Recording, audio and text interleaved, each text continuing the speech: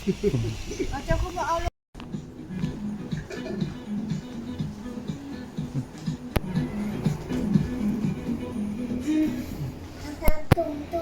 กันมาจะอาบลงไปถ่ายรูปกับยนต์ก่อน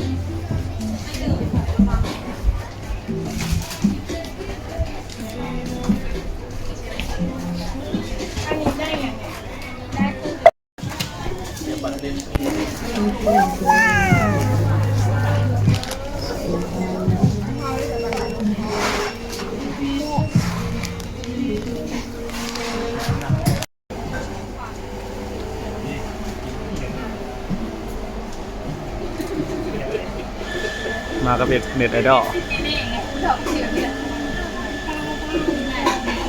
นี่ช้านี่ซูชิอ๋อ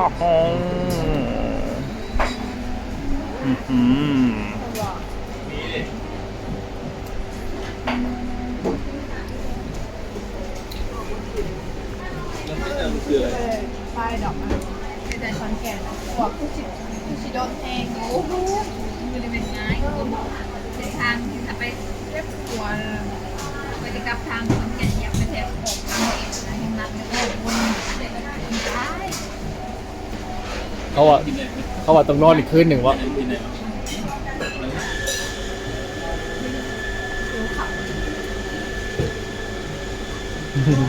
หมักหยอกกินกาแฟนะ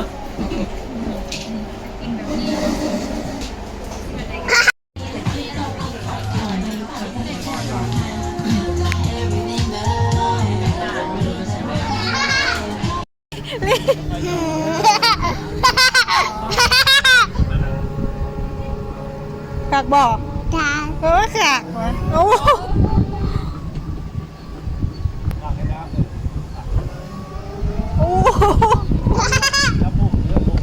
จับอยู่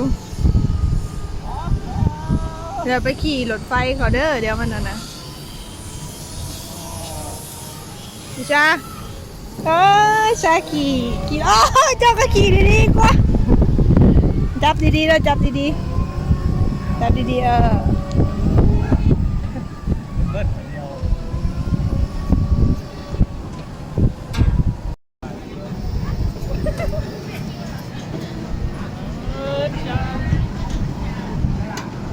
พี่ชาว้าวใช้ยนต์นั่งดี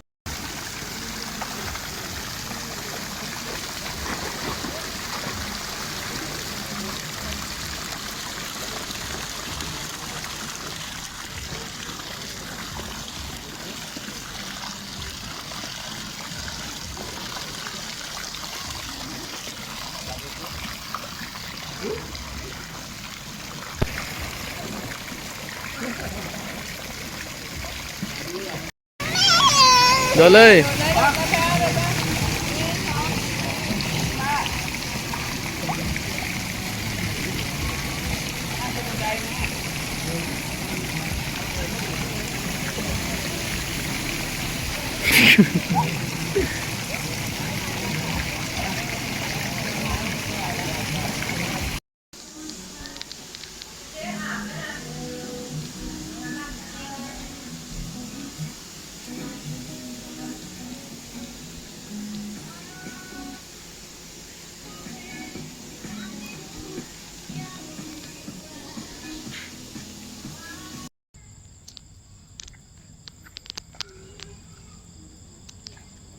ไปไหมนี่ไปขี่โยนต์ไป